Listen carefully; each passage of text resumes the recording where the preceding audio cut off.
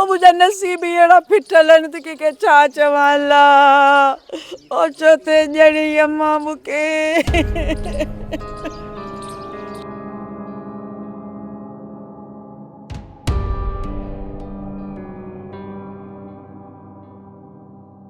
बापू छा थियो थी खणी रोज पिट को लातो थी आखिर मसलो छा है? अरे तो के छा बुधाया तुझी गुर्बत ऐं लाचारी मुझी बर्बादी जो कारण थी आए और पंहिंजी जिंदगी में कन्या में इतनी जलील कान थी आया जेतिरो तोखां निकाह विझी उन खां पोइ बुछड़ी थी आया अहिड़ी ख़बर हुजे अहिड़ी बुछड़ी थी ॾिस निकाह ई न विझा मार पवई रन सिधो सौ छो नथी ॿुधाए त कहिड़े नांग डंगियो थी?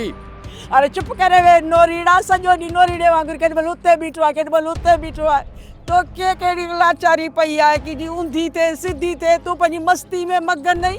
हाय घोड़ा हीअ रन सिधी सही ॻाल्हि असली कंदी ई कान।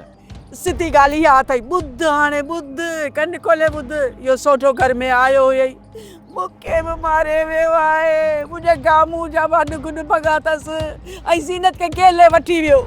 छा थी चवे रन हू ज़ीनत खे कीअं थो वठी वञी सघे? त छा कूड़ थी ॻाल्हायां दाबले मोहन कंहिं ॻाल्हि ते एतबार ई कोन थो करे वञ वञ ॻोठ वारनि खां पुछ न छा कयो आहे मूं ज़ीनत खे को कुही खाधो अथमांसि छा? आहीं त वॾी ॾाइण तूं कुझु बि करे सघें थी।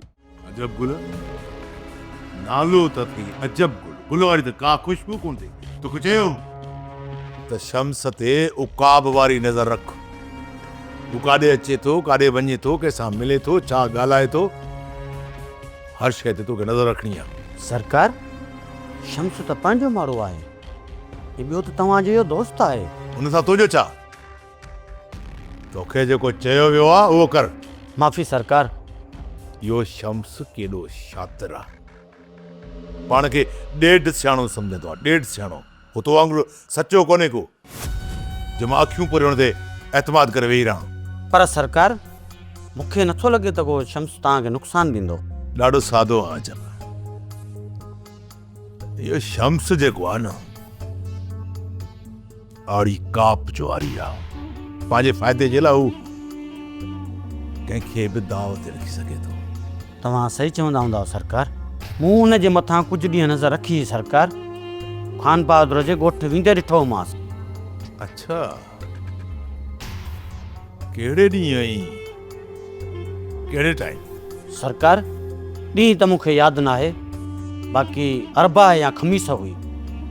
सरकार राति जो देरि सां खान बहादुर जे ॻोठ वञी रहियो ऐं गाॾी बि पंहिंजी कान हुअसि। अॼु मूं घुरायो थोमांसि ज़रूरु ईंदो हितां निकिरे न पीछो कजांइसि मूंखे पूरी पक आहे त हू पंहिंजे घर कोन थो रहे किथे रहे थो इहा जांच करणी आहे हुनजो मक़सदु छा आहे। वेरुन जी वस्ती वेरुन जी वस्ती सब्सक्राइब कयो असांजो official YouTube channel Sindh TV HD drama ऐं वधीक अपडेट लाइ बेल आइकन खे क्लिक करियो।